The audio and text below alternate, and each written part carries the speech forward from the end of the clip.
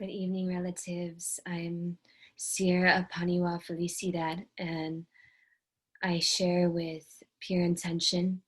I honor the word that lives through me, so I share with authenticity and sincerity with the intention to uplift humanity in this moment. Whoever finds these recordings of me speaking, thank you for listening. I am in a learner's mindset. I am a learner. I'm a beginner. I'm a common person. So if you have any reflection that you'd like to share about what I share, it's open for discussion. It's open for me to pray with. And I'm grateful to be open with my heart and my spirit in this moment to connect on whatever level possible. Recently, I wrote a book in the Hana Rainforest called The Seventh Fire Turns to Water. And this is written in the language of love, the language of the heart. So I co-created it in prayer um, with help of the Aina, and the thunder beings and the lightning beings were singing me in as I harmonized and wrote. And when I was writing, I was trying to go back and read, and I couldn't comprehend it, so I just kept writing. And then when I started editing it for the first time, um, it was a lot for me to edit. Like, it took me months just to edit, because it was so much information to integrate. And even the editor that I hired, she hasn't, it's been a month, and hasn't even got past the about the author, which is fine. I'm totally like surrendering to the timing of it all, the divine timing, because it is a lot of information, and I'm grateful. I wrote this after a trauma that happened in South America. Many of you know that I was raped in South America, in Ecuador, in a village where I was learning about midwifery. It was the person who was in charge of the village. It was her son. So it was a lot of like crazy stuff that happened. We ran away from the town because we were being chased.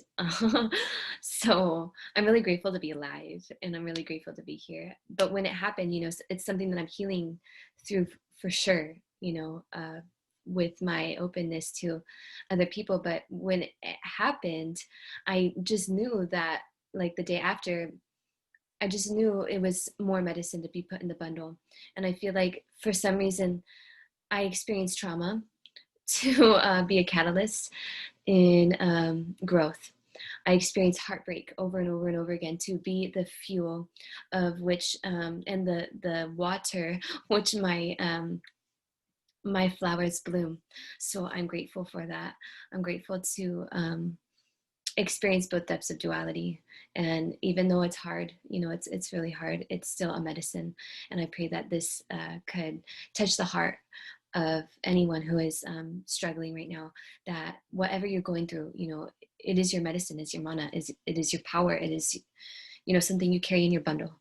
So this is maybe just an aspiration or inspiration. The the book, it's a lot. So I want to start slow. And this is my start up point, kind of explaining a little bit about it. And I also want to interview elders to help share their medicine, about what the seventh generation means to them. What does the prophecy of the seventh generation mean to them? What does bridging the gap between the old and young look like to them? What is being happening in our earth that they could share with us to uplift the younger people in this time? And how can we love each other better? How can we love each other better? And how can we love ourselves more, our foundation of self? Because that self is ever fluid, it's ever evolving, it's so beautiful, it's so fluid, it's the water. So I'm grateful for the water in that way. And I go really fast sometimes because there's just a lot of things that come through me, but I'm working with it, and I'm working with allowing this and being vulnerable enough to ask for help. And so thank you, Creator, for helping me with expression and divine expression. And thank you for walking this path of hearing our mothers cry. To everyone who's listening, thank you for being here on earth. You know, she and we are all transforming.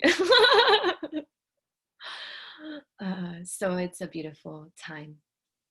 Uh, First and foremost, to share, I want to honor my elders and honoring what the common man has to share. So thank you. Thank you to my ancestors.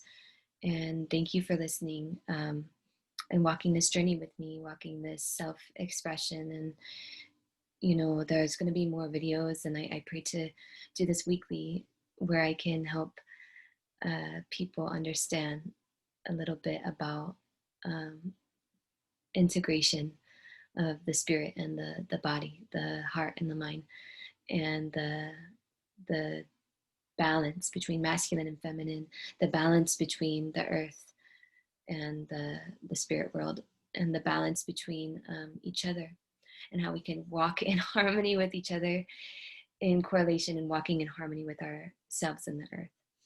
And if you don't know, but the seventh generational prophecy, the prophecy of the seventh generation, was given to us by the elders of Turtle Island.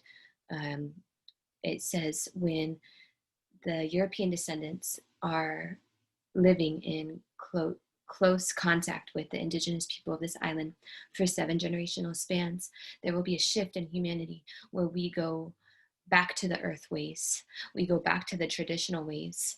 And it's important to recognize this happening in every single person, but to honor the people of this island, the indigenous people of this island, because they are the leaders in this transformation, because our ancestors are inherently connected to the earth by our relations to the earth, the way that we spoke to the earth, the way that we communicate still with our relatives. Every living, single living thing is our relative, and we connect and we talk, you know, and we're not going to go to jail anymore for it, because our medicine people were thrown in jail for speaking to the wind. And it's not that time anymore. You know, people are wondering what's beyond the surface level. So let's help guide each other in a gentle way.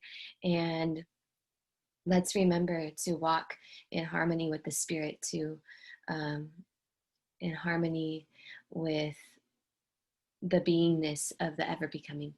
So, whew. Thank you for listening. Thank you. And thank you. Wopira. Wopira. Matakoyo yasi.